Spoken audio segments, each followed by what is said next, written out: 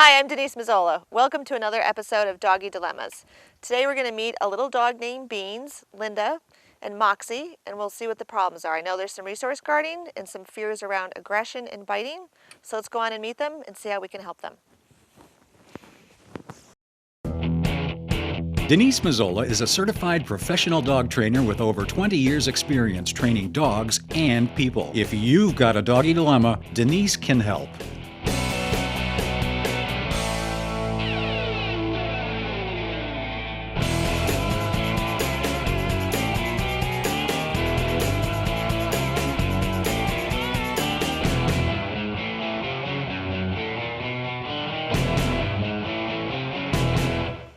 Okay, here we are with Linda and Bill. Linda, tell me a little bit about the dogs we have here and who we're going to be talking about today. Well, this is Moxie, and we adopted Moxie in November Okay. from Paws for Rescue. And then the dog that's having the issues is Beans. And Beans we got from a rescue 3.5 years ago when he was a year and a half. Okay, so what kind of dog is Moxie? He is a Terrier Spaniel. Okay, and he's how old? He will be a year in April. Okay, so he's a year old. You've had him for about 4 months. Terrier Spaniel. No issues with Moxie. No, just that he's a puppy and he loves to chew. Okay. All right, and tell me about Beans, who's kind of hiding there behind your leg. Beans we've had for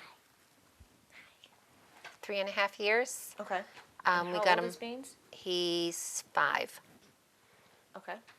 And he has growling issues. All right, so let's go up through where and when is he growling? He growls if somebody comes to the door. So, like I came in and we didn't see too much, No, but normally he would be growling and barking. he'd be growling and barking. And if we hadn't been outside sort of setting things up, would he allow us to come in right away? No, he'd still growl and bark at you. Okay, He and- growls and barks at our grandchildren who he sees every other day. Okay. But they can come in and you're not worried about him biting at that point. No. Okay. What else? And then he didn't always growl. He was a really good dog for the first, year and a half, almost 2 years that we had him. And then And tell me again how old he was when you adopted him? a year and a half. All right, so it was a year and a half, and for the first year to 2 years, Right. you had no issues. No. Okay. So what happened at that year and a half to 2 year mark?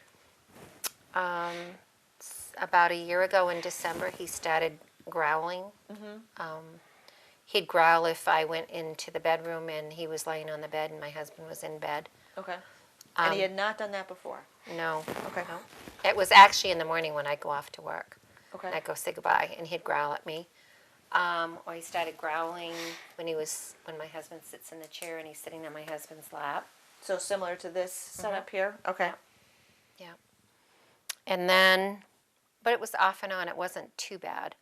And then he would growl if people came to the house. Like he'd sit under the kitchen table and if we were sitting around the table having coffee or visiting or something, he would growl under the table. Okay. Sitting under your dining room table, your Yes, kitchen table. under Okay. the dining room table. And then he got a little worse this past summer, but we had a golden retriever that was sick. And then the golden retriever died in October, and since then he's gotten much worse. Okay. What was his relationship like with the golden retriever? I mean, it sounds like he was an older dog. Peter was 9, Okay. so Moxie was a puppy when, and Peter was an older dog, and Beanie was a puppy. Okay. And When we got did him. they play together? Yeah, You know, they had a good time together. They Okay. played together. They ran around together. They went in car rides together. They'd sleep next to each other. Okay. And are these two that kind of buddies now? Not the same kind of a buddy that the Golden and Beanie were. Okay.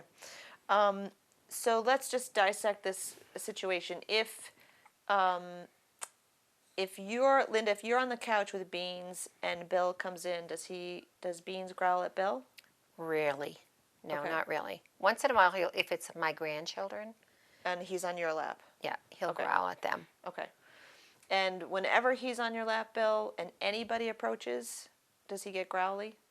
Pretty much so. Anybody? Okay. Yeah. Have you tried anything? What have we tried to date? Anything at all? I make him get out of my lap and sit Okay. on the floor. Okay, that's a good idea. Yeah. Great idea. And do you feel like it's helped?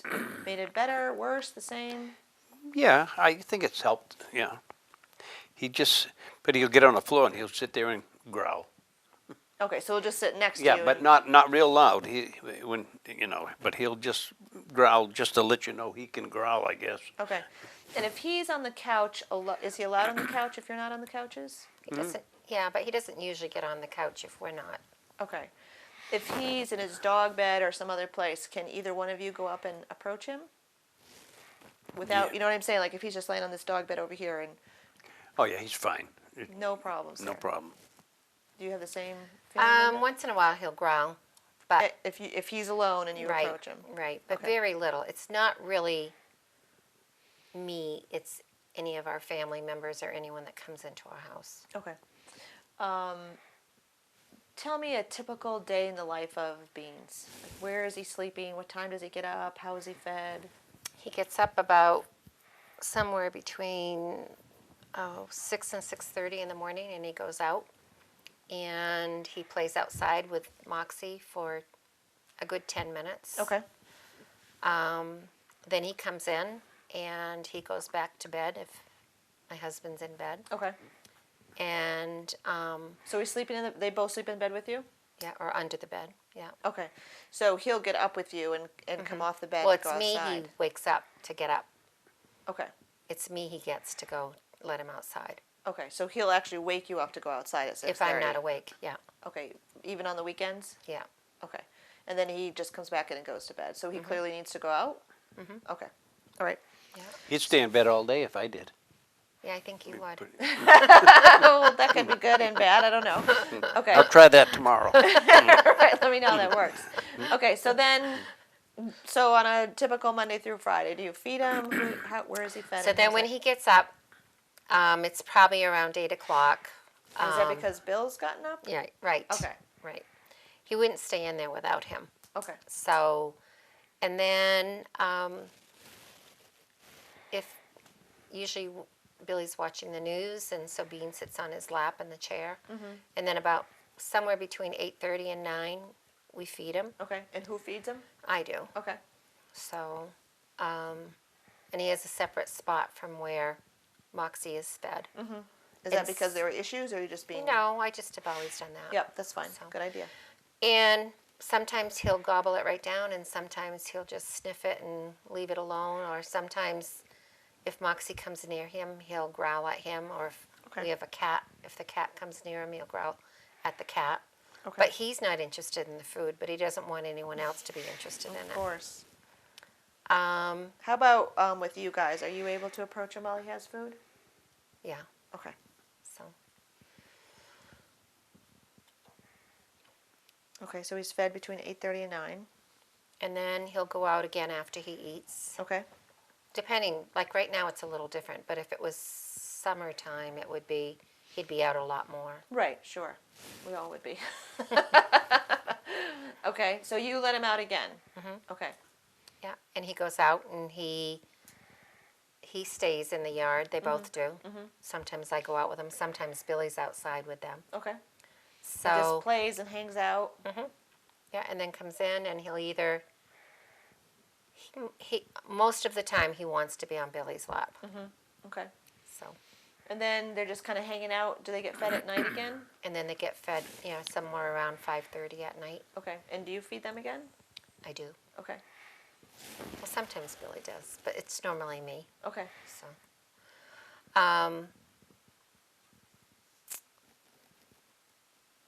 and then if Billy's not here, he will either sleep on the dog bed, he'll sleep on the rug, or he follows me wherever I go. So if I go into the den, he'll go into the den.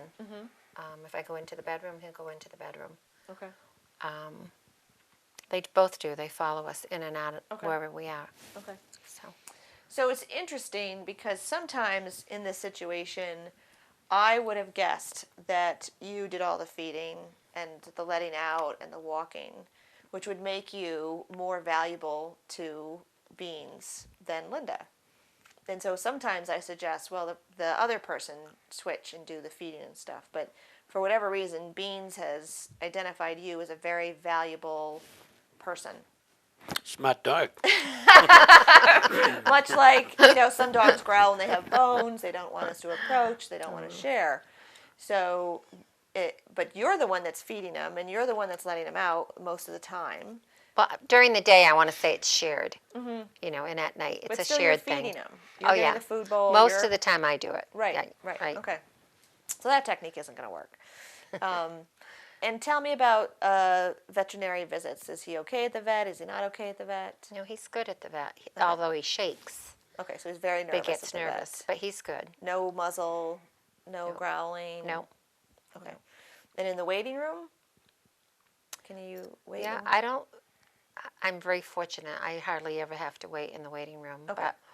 But no, he's very good. He's curious, very curious. Yeah. Okay. But very friendly and sweet. And when I told the vet what he was acting like, my vet was surprised because he doesn't come off that way at the vets. Right. Right. Okay. Well, he definitely seems like a fearful dog. In what you're describing to me, I can't, and you sort of stepped on him almost, or he thought he was going to, and he's very quick to be defensive about that. He could have run away. I mean, dogs have choices, fight or flight, and it's easier for us humans if the dog chooses run away and fight another day. It's when they decide they're going to guard their territory or their person or whatever it is, and sort of look like they're going to fight, which he has. But he certainly didn't do that when we came in, which was very interesting. It was not, I kind of prepared everybody, well, the dog is fearful and he does a lot of growling and barking when people come in, so, this is what we might see. And then, he was relatively okay. So the other dog doesn't have to move in with everybody. The other thing he does is, so it's not just on Billy's lap, and it is when he's laying in the bed too, but if Billy is in the den on the computer, he usually goes underneath the desk where the computer is. And if anybody walks into the room, even if it's me, he'll growl. And that's new, too. Like, all this growling is, right. You didn't see it the first 2 years you had him? Right, right. So, and the other thing with him, too, is if we're cooking something, frying something, and it is and I believe it's the smell, I don't think it's the sound. When he first started doing this, he would just shake and shake and shake like crazy, real fearful. And then we would put him outside, but then he'd want to come back in because he wanted to be with Billy, but he was afraid of the smell.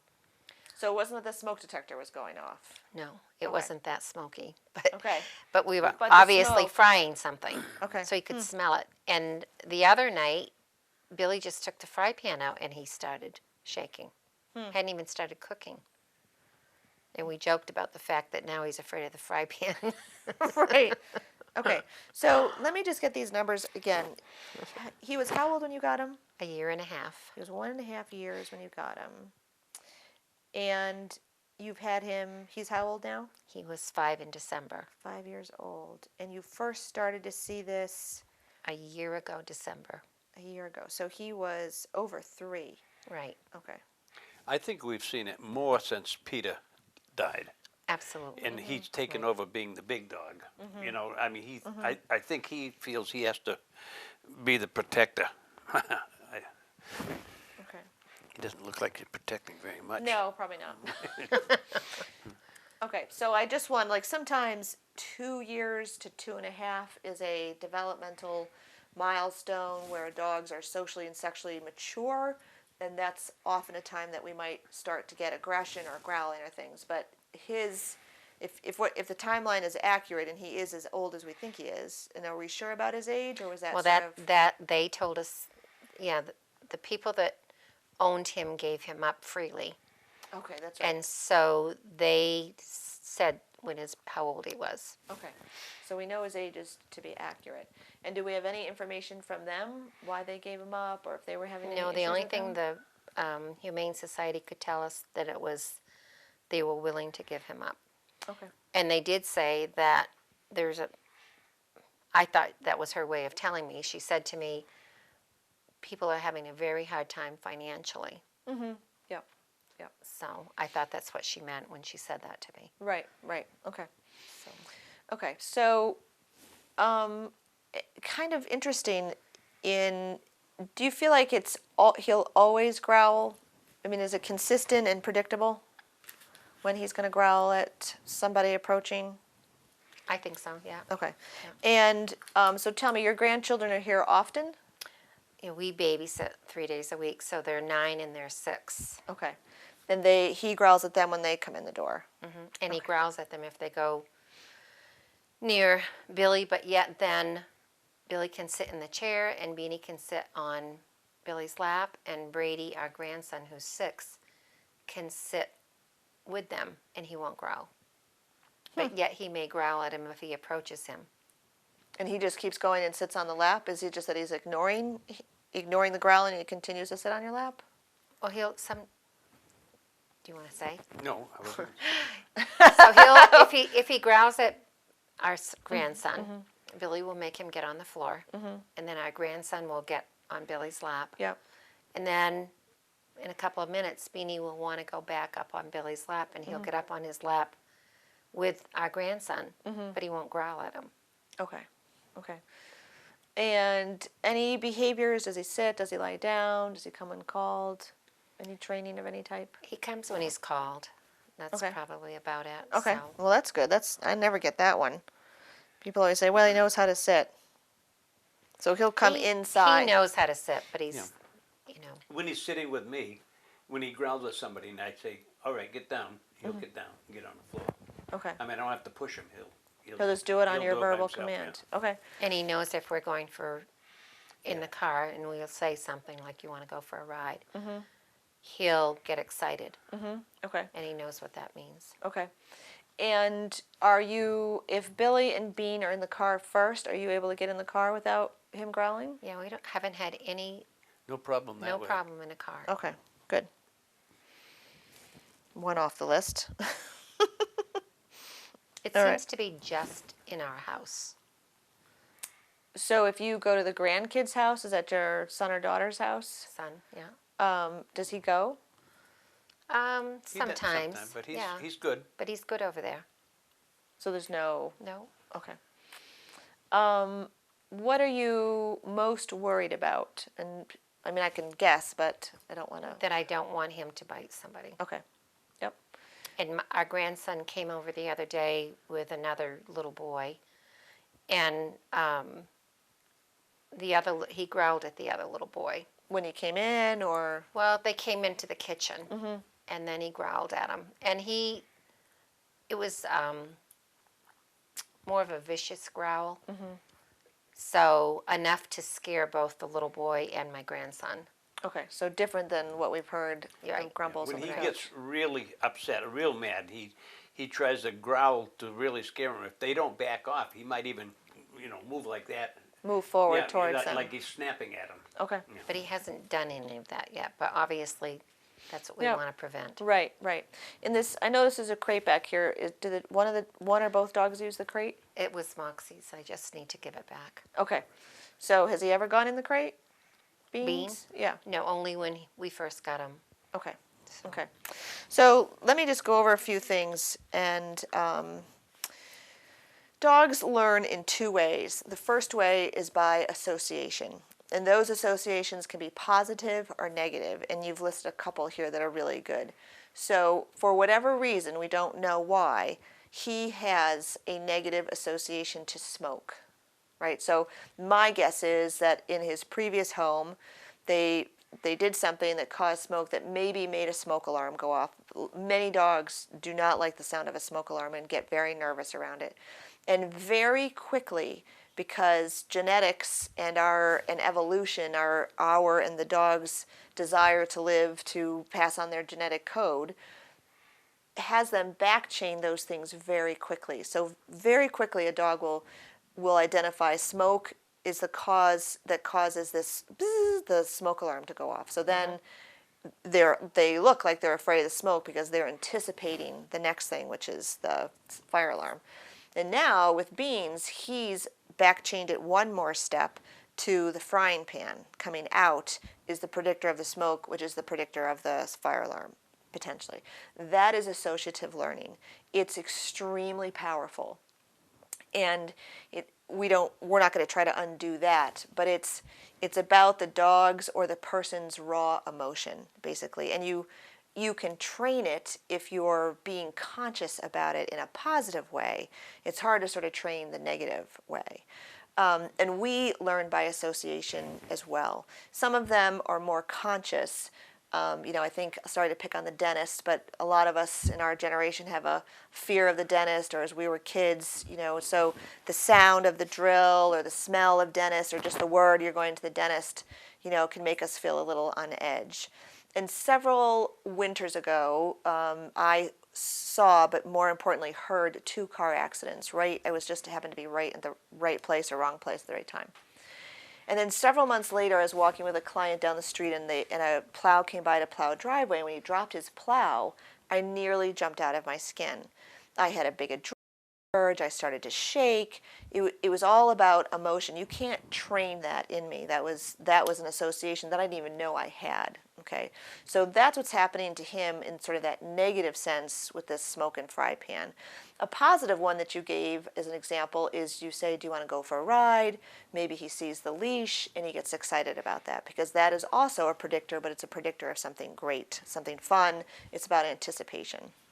So that's important, because we're going to talk about how we can change his association, because he's also having some sort of association when he's on Bill's lap and people approach or get up and move around. They also learn by consequence, which is a little bit earlier, Moxie was, kind of sniffing my bait bag, so I pulled out some chicken, and when he sat, I gave him some chicken, and then he stopped jumping on me a little bit more. So he'll slowly start to understand, oh, if I sit, then this food is going to keep coming. So the other way dogs learn is by consequence. And earlier when Moxie came over, I was luring him into a sit and giving him some treats for sitting. And over time, dogs will learn, oh, if I sit, I'll get paid for that. That's one way of looking at it. I'll get reinforced for that. And same thing with the down. Same thing if they jump on us and we reach down and we pat them, they're going to get reinforced for that. You're going to get more jumping behavior. So part of what's happening and a little complicated is that we'd like to think, I hate to burst your bubble, we'd like to think that he's protecting you, but he's really only protecting himself. And it's not totally unusual that it only happens in your home, because that's where he's most comfortable. His underlying issue from everything you've described is fear-based. And he might have had more security when Peter was around for some reason. Having never met the dog or seen their interactions, it's hard. But sometimes when one dog passes on, then the other dog's true sort of behaviors come out a little bit, because they're not being masked either by the confidence that the other dog had, or somehow Beans felt a little more comfortable with Peter around. Well, Peter was a big dog too. Mm-hmm. Yep. And Moxie's a puppy, right? So he's probably not getting any confidence from him, although he's cute as can be. So I'm just going to stand up so we can see what happens with Mr. Beans. And so the growl is a warning. We don't want the growl to stop, because everybody understands the growl, right? We can also, when he turns his eyes in certain ways, you can see the whites of his eyes, which we call whale eye, which is another symptom of fear. Is he shaking at all? No. What's interesting is his position, laid out on his side with his belly sort of exposed, but, I'm not going to get near him. And it's just moving. Like, I don't have to look at him in order to get that out of him.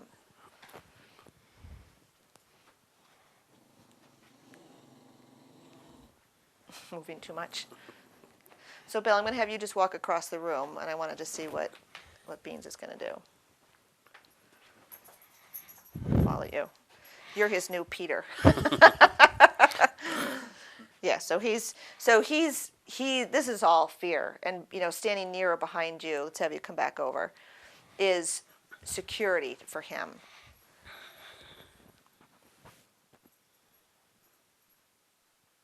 That's a good boy.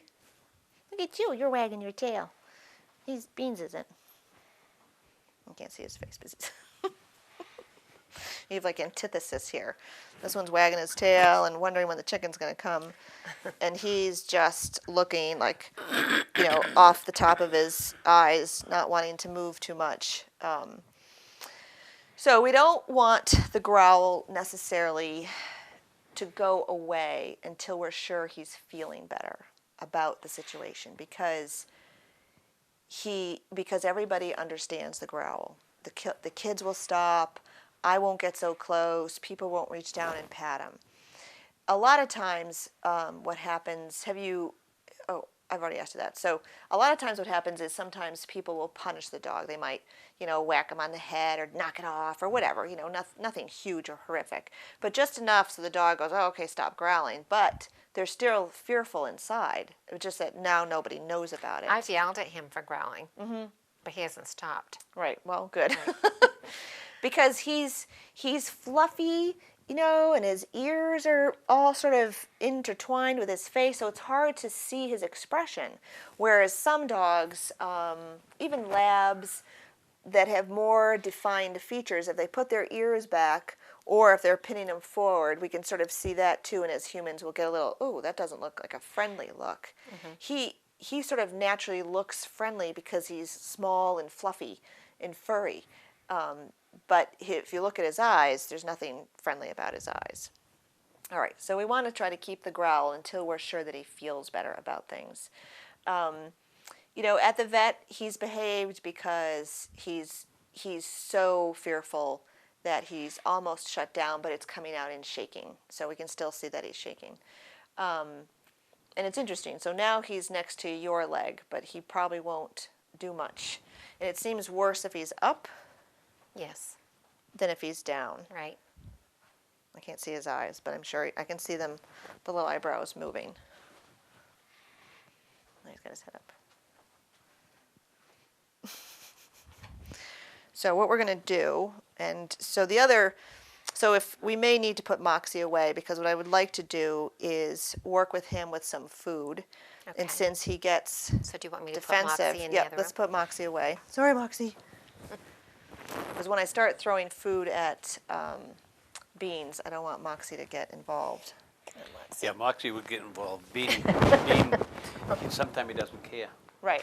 So we'll have to see if what I have is going to work for him or not. Well, a lot of times he won't take a dog biscuit from Linda. He'll take it from me. Wow. That's just, well, wherever he was before, he may have had more of a connection to the man in the house instead of the woman in the house. It's pretty unusual that the person that's feeding him is the person that's having the most problems. It would be the reverse. Well, I fed, when Peter was alive, I fed them all the time. So. Oh, but the difference is I'm retired. I've been retired since June. Right. So that may be the difference as far as the feeding Was that thing. about the time that Peter passed on? No, Peter died in October.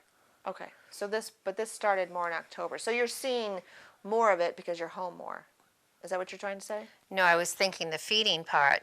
Oh, that you're feeding him. So that's been recent. Well, no, I always fed him in the morning, but I don't know. Maybe I'm feeding him more now because I'm retired. That's what I meant. Right. And I may be seeing more of this because I'm retired. Right. But still, so if I'm understanding you, Bill's done most of the feeding until you've retired, or you did most morning feedings anyway, Linda? No, I fed him morning and night, just about all the time. So I guess I started when I retired. It was me that took it over. Okay. For But what it reason, hasn't I don't know. changed. But it still hasn't really made any difference in he still growls at you, Right. even though you're the one that's feeding Right. him. That hasn't changed at Right. all. Right. Okay. And so he didn't follow you out of the room, but I suspect if you leave, he'd follow you out of the room? Yes, I bet he would. Okay. All right. So we're just going to see. And so what Bill shared while you were putting Moxie away, sometimes he won't even take a treat from you. Right. Right. If they both come inside, Moxie sits automatically for a treat. And because that's how I trained him to come. Right. Right, that makes sense. And so then I'll get Beans to sit, but Beans won't take anything from me. Okay. And usually the only way Beans He's will taking a nap. take something is if I put his bone on the dog bed, and then he'll go on the dog bed and Okay. eat it. Oh, he likes chicken. Yeah, they don't get it very often. Maybe you should give him chicken. Look at that. He's not getting upset or anything. So what I'm trying to do is work that associative learning. I take a step towards him, he gets chicken. I take a step back. So not only does he get the chicken, but he gets the pressure relieved, because when people get close to him, that is applying pressure, and he is perceiving it as a threat. Right? And when I work with a lot of other people, they have jumpy dogs, and we use body blocking as a method to get the dog to be off of you. So I'm not going to body block him because he's already saying, stay out of my space. But now he's a little more interested in what's happening. So invite him up on the couch for me, Bill. Come on. Oh, look at that. Bean. Look at that, what a good boy. Come on, Beanie. So since he came over and sat, I'm going to reach down and feed him. Good boy. How about that? Oh, so we just have to feed him chicken and he won't He go. probably wants to go home with you. What do you think? Come on up here. Come on, Bean. I'll sit down and pretend I'm done, see if he'll get up there. All done. Call him again. Beanie. Come on. Come on. Says, I smell more chicken. He says, I smell more chicken. All right. Look at that. Now you're all friendly. All right, so I want you to get up on the couch. See if he'll sit down and get comfortable. Yep, stays right here. Good. He can do what he wants to do. So now I'm going to approach and I'm going to throw it. Oh, it's a catcher.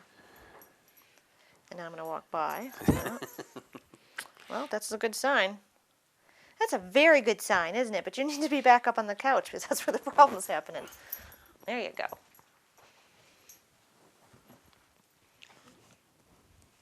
So we'll practice this exercise. Moxie's going to have to be gone because he gets defensive around other animals when there's food. But this is about me changing his association.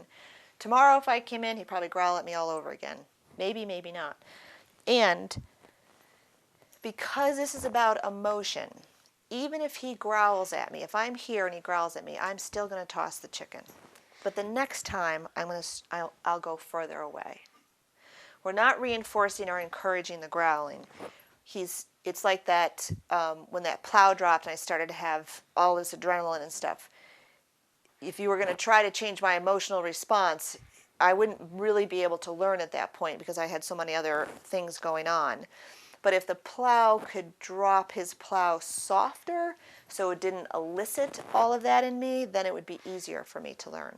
So by me getting too close and getting the growl, oops, my mistake, you still get the chicken, but next time I'll go a little further to try to make him more comfortable while we work this process. But he's clearly food motivated. He's not nearly as shut down as he was. Sit. Sit. He can do it. Sit. Sit. Oh, you want to sit up? Good boy. Good boy. Yes. So I'd also like to teach him a little more English because that will help him to do other things. And we'll work this process with Linda first, and then if there's other adults that could then approach Bill, throw him chicken, leave, before we ever get the grandkids involved. Okay? Children are a little harder to predict, and dogs and children are equally as hard to predict, so mixing the two when we're trying to work on something. That was a good boy. You moved your foot. Yes, you did. So what I'm doing is luring him down. I'm going to let him nibble the chicken as long as his butt stays on the floor. And I'm purposely sitting so I'm not peering over him in a threatening position. So as soon as he stands, the chicken goes away. Okay? What I need to see is one of these front feet has to come out first. So he's got one out. Good boy. Oh, you got that big piece. We'll see. Oh. So when he stands up, now this is about learning about consequence. Huh. I stand up, everything stops. We'll see if he's going to reposition into the sit. No? Good boy. So bring his head down. He's still nibbling on the chicken.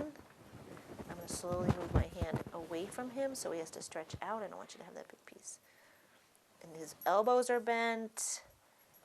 He's stretching. His choices are to stand up or lay down, and I want him to lay down. So standing up makes the food go away. Still wagging his tail. Sit. So what's nice is his fear isn't so great that he can't eat. Right? If he wasn't going to eat, boy, that would be a way different problem. And he stands up. You keep getting big pieces from me. Yes, you do. Want one just for being cute? Sit. Oh boy. We'll try one more time. This could take a little while. It might take, 3 or 4 sessions. Oh, we stood up and moved a foot at the same time. So close. What does it mean when he moves his foot?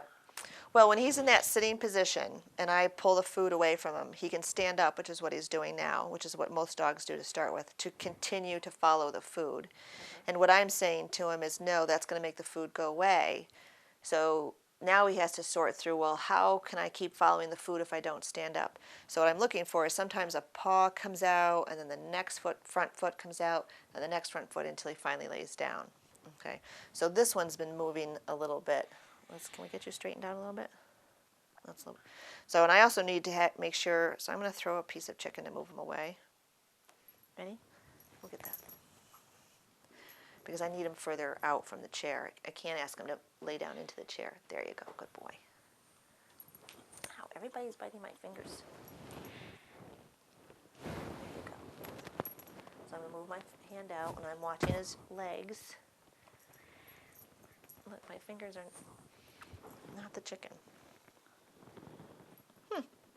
What happened? What happened? So teaching him some English is going to help, sit, good boy, will help him start to operate from the front of his brain, which is what we call the operant brain. Right now he's in lizard doggy land too much. Growling, following Bill, and training and learning a few things will help boost his confidence. Good boy.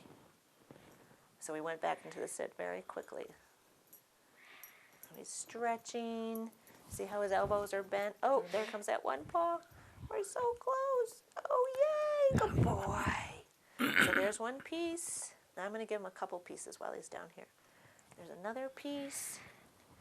Because I want him to have a lot of reinforcement for being in this position. Good.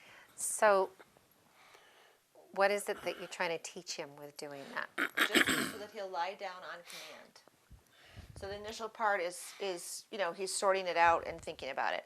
When that behavior is fluid, when you can do it with, a couple pieces of chicken, make your hand signal, yep, he'll go right down. Then I want you to start to label it. Either lay, flat, floor, or down. Is he a big jumper on you guys? No. No, okay. So it can be, you can say down, you can say lay, you can say whatever you need to say.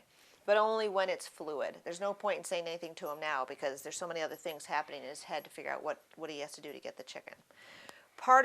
So the approach that I would take to sort of fix him or make him better is, one, I would acknowledge that he's inherently a more shy, fearful dog. And we're not going to make him Moxie. We're not going to make him happy-go-lucky, happy to see everybody. But we can boost his confidence and make him feel a little bit better about things in the world. So hopefully he doesn't have to growl at everybody to keep them away from him. Okay. So the down, getting the down on command, getting the sit on command. Maybe even a trick or two would be nice, just so the grandkids have a nice way of interacting with him that's positive, that he knows the game, the kids know the game. That's always very helpful. And that just helps bring him to the front of his brain, so he's in thinking mode, not in fear mode. Okay. The second thing I would do would be, so that's all consequential learning. The second piece that I would do is the associative learning. And you're going to have to just do a setup situation with Moxie away since he gets defensive about food. And so, Linda, we're going to do that. I'm going to have you walk away, and I'm going to give you some chicken.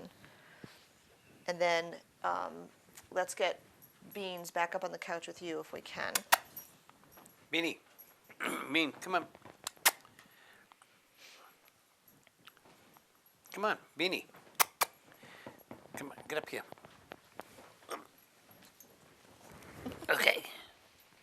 Okay, Linda, so you're going to walk to the table like I was doing and just throw him a piece of chicken. I don't really care what he does. He's already expecting it. Throw it to him. Good. And throw him another one. Yep. What a good catcher. Yeah, he is a good catcher. Now go and sit down and go ahead and throw him a piece while you do that. While I'm sitting? Yep. Just hand it to him or throw it to him. Good. So he's really, like, his whole demeanor's changed a little bit now. His ears are up, right? We can even see his ears up under all that fluff. And he's a little more, I don't know that he's happy to see you approaching, but he knows that something different is happening. And what we want to see is what I would describe as he's happy to see you approaching. Maybe he stands up. Maybe he gets off Bill's lap in anticipation that you're coming forward with food. That's all good stuff, okay? And it's helping to change that underlying emotion, right? We can't just get rid of the growl with knock it off, or whatever, which is totally understandable why we do that. But you're still going to get a dog that bites because underneath he's still just as uncomfortable. He's just not expressing it. The situation you described in the den or wherever it is when he's under the table, I would have you walk in, you're going to throw him some chicken, and you're going to either keep doing what you're going to do or you're going to walk out. And you can do that several times. And what I would expect to see pretty quickly from what I've seen here is that he'll start coming out from under that table to see you in anticipation of, oh, she's got the money. I'm going to go see Linda. Okay? What I don't want to have happen is I don't want him to start guarding you over Bill. But what I've seen is more, when I had Bill walk over here, Beans was a little bit about, oh my goodness, my security blanket left. I have to go follow him. Okay? So let's have you do that one more time. Walk away, and he may just follow you. We'll see what he does.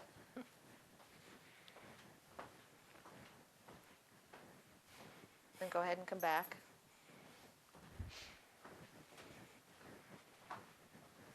That's a cute little face. Let's toss him some chicken.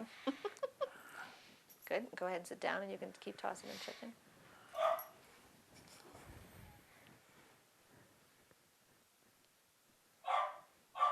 Whoops, that wasn't a very good piece. Good. Or you can just hand it to him when you're...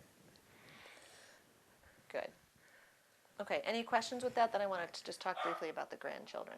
Okay. I mean, we can, I don't want to, I can overwhelm you with information, which isn't going to be terribly helpful. I'd like you to work on getting him into a down and... But using the same word. Yes, whatever the word is going to be. If he's not a big jumper, like sometimes people have dogs that jump and they're like, get down, get down, get down. And then you cannot have lay down mean the same thing as get off me. So you have to have two different words. Okay. So once he's fluid with that lure, boom, he goes right down, start to label it something. Okay. Any other tricks that we can teach him? And I can, if we have time, I can try to show you a few. Anything that would be helpful to get him to start learning and thinking about things differently. Then you're going to do some practice sessions where, oh, good, he's sitting with Bill, run back in the kitchen, have some things already prepared. It could be cheese, it could be chicken, roast beef. I have some hot dogs. I use Natural Balance, but, better than kibble, right? It has to be enough to change his association. And we're not going to change the association with a quarter. We're going to change the association with a couple $100 worth of food. And you're just going to approach Bill, throw it to the dog, couple pieces, and then, whatever. You can, 3 at a time is good. Like 3 approaches, that's all you need to do. It doesn't have to be forever. When he's under the desk, same thing. And when he's under this table, is that when the whole family is here? Or It could be anybody. Like last week, there are several of Billy's friends that Beanie really likes. But when they come here and they're sitting at the table, he'll growl. But yet he likes these men. So when they come in, what makes you what does Beans do that makes you say he likes them? Oh, because he always did like them. Okay, so when they come in, he's happy to see them. He was happy to There's see them. No barking, no growling. Now he growls and he barks at them. When But they're coming in, or just under the table? When they're coming in. And before that, he wasn't doing that. No, not really. Okay. So So since there doesn't seem to be a huge, he's not rah rah rah rah like lunging at him, moving forward, right? You could have some treats outside when do you know these gentlemen are coming when they're coming? sometimes, yeah. Okay, so they could come in, they could, just toss them some food and keep coming in. That's going to change that association. You may end up with a dog that starts to jump, but that's going to be easy to fix if that happens. But so we change the association. Oh, yeah, these guys are here, and they're going to start throwing me food. I love it when they come. That's what we want him to say. I love it when they come. Then it sounds like so they sit around this table, and Beans goes under the table, or is he already under the table? No, he'll go under the table and he'll sit. Usually And get he right at my feet. Right. Okay, and he's growling. If they're just sitting there. If they move around, if they move, then he growls. He growls. Yeah, if they're just sitting there, he's pretty Not quiet. too bad. But last night we had family supper, so our whole family was here. Yep. So there were 10 people at the table. And he didn't really growl at all, did he?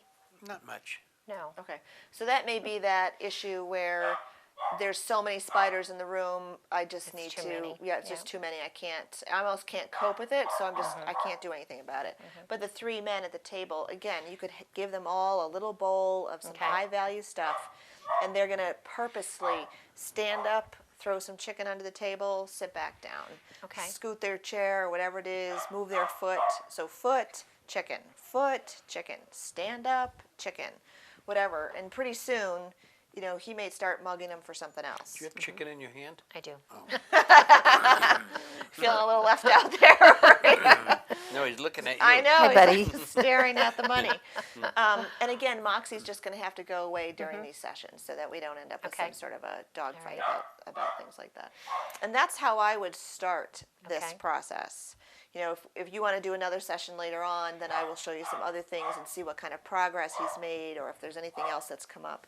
Now, with the grandchildren, I like what you do. I like the fact that you make them get off. The grandchild gets on your lap. And, if you feel like it's safe to re-invite him up, go ahead and do that. I think you know him better. I might be inclined to keep him off my lap. Like, he doesn't get to share Grandpa's space with the child. And I'm not sure if your grandchild feels particularly safe with the dog coming back up on the lap Oh, after yeah, he's they growled do. at him. Okay. Yeah, they call him. Brady calls him up. Oh, all right. So, but I wouldn't have the children approach Bill with chicken yet. Like, he Okay. doesn't know the game enough. All right. He hasn't had enough sort of changing that We're emotional. just going to do it with Billy and I, and then And any other adults. Yep, adults. the men that come over, if Okay. your son Or my comes daughter. over. Yep, Okay. any of those folks All can right. certainly do it. And again, it doesn't have to be, like, the size pieces I'm using are this, and that's pretty good for him. But you do need to be generous. Like, I wouldn't do this with a little tiny piece of hot dog like that. Right. It's not enough to make an impression on him. And so when you do these sessions, you might knock off, you may not feed him a full portion of his dinner at night if he's had a lot of work during the day. That's all right. The purpose is not to fatten him up. The purpose is just to change his association. And the fastest way to do that is through food and through high-value food. Any other last questions? No, What and about when people are coming by the door? He'll bark like crazy. Coming by to come into the house? Yeah. When they pull in the yard, if he sees them, he barks. Or if they're walking down the road or driving down the road, he'll start barking. If he's in the house and he Yep. sees them, does he get up in this window or just put his feet Yes. up? Yeah. Or both? He'll get up on that window ledge. He'll be in here, in that chair. Okay. I would probably, in anticipation of that, you might want to let him drag along a leash around the house so that you can get him quicker. And I would take the leash and take him off the chair and off the window. And you could either just take him away and ask him to be quiet. You could So let's say that this is let's say this is the window and he's barking. You could try to get your body between the window and the dog being here, and body block him away. What's happening is there's a lot of safety being inside the house for him. And then he sees this intruder and he barks and they go away. From his perspective, he has successfully moved them off his property. So he scores. So every time he does that, it's a practice session for him. You're going to have to paint that door again. So she can come out if you want. But so he shouldn't be practicing. Because the barking and the growling and all that stuff during that time is a time when it's working for him. So the leash and taking him off will prevent him from doing that. I'm not sure that you want to move the chair. That seems to be your spot. And I would physically move him off, body block him off. You could ask him to come over here and lie down. You could certainly treat him if he does lay down, as long as he's not barking. Okay? Here comes Moxie. Hi, how are you? How are you? And I think, he's a great companion for Beans, because even though he's younger, he certainly doesn't have any issues. So there won't be any, he's not going to learn any other thing bad from him, as long as Moxie isn't picking up Beans. Good thing he doesn't have a long tail. Yeah, right. And even the thing about getting stepped on, he could just get up and leave instead of getting so upset about everything. Okay. Any other? Was that him again? Yes. So hold on to Moxie so she doesn't get down. I know you smell chicken.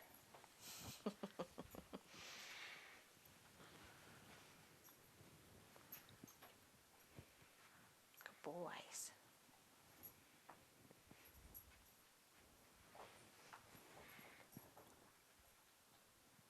Good boy. Let's just give him a minute, see what he's going to do. Oh, hi. No.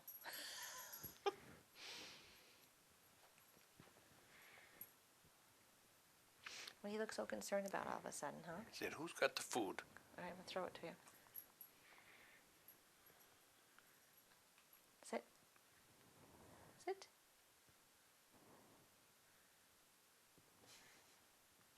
Good boy, sit. See all that lip licking that he's doing? That's stress. And he does it when he's on the couch. He'll start licking his lips or flicking his tongue like that. That's stress. There you go.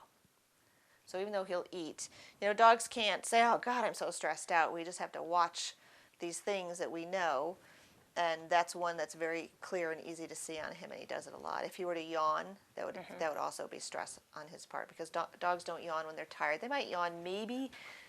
I've been watching the dogs in my house, and they all stretch first thing in the morning, but rarely do I see a yawn first thing in the morning. They'll yawn as a stress signal as well. Good boy. Okay. So his licking is a stress sign. Yep. You'll see that when he was on the couch. I saw it both places before he started to growl. There's some of that lip licking that's happening. And, there's a couple rules of thumb about when he's on the couch and he's being defensive. I would probably just be prudent and not pat him. Just on the offset that... So I'm trying to tell. I think that's about him. Yeah, I think so too. Is it because he's had chicken and now maybe. Moxie's out here? Yeah, and I have the food. So again, it might be hard to see, but he flicks his tongue. There it is again and again, and then he turned his head, which is an appeasement signal. So he's a little conflicted because he's growling, but indicating stress, and he turns his head away from Moxie, which also indicates appeasement. I don't want to fight with you. And Moxie seems to be pretty oblivious to the whole thing. But Doesn't seem to bother Moxie if he growls or if he doesn't. right. So as long as that doesn't escalate, I'm not gonna worry about it. But it's curious that he's growling there and Moxie's here, because I would think he might want to guard the food and be over here, although I'm still kind of the spider in the room, so maybe not. But that's fine if he wants to walk out. We can fight or flight, relieve yourself from the situation is okay. Okay, any other final questions before we wrap up? No, and then so then we're going to do this. Yep. And And then- I would start to journal it so that so if you call me or I come back, I'm going to say, what have you done? How often have you done it? And, do you see that it's any different?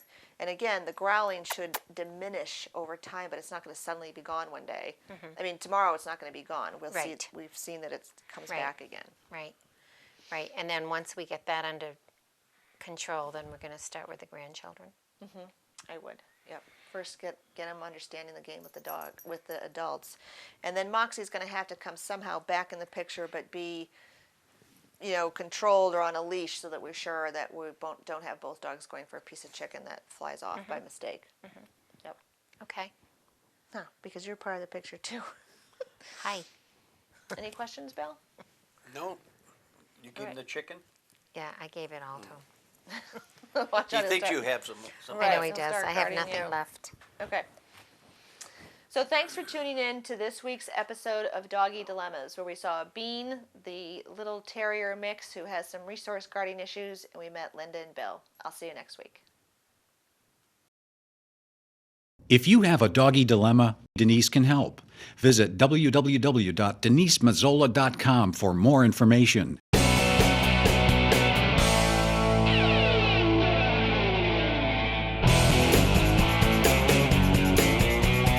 Denise Mazzola is a certified professional dog trainer tested through the Association of Pet Dog Trainers. The association requires recertification every 3 years with a minimum of 30 hours of continuing education. She has been training dogs and working with families for over 20 years.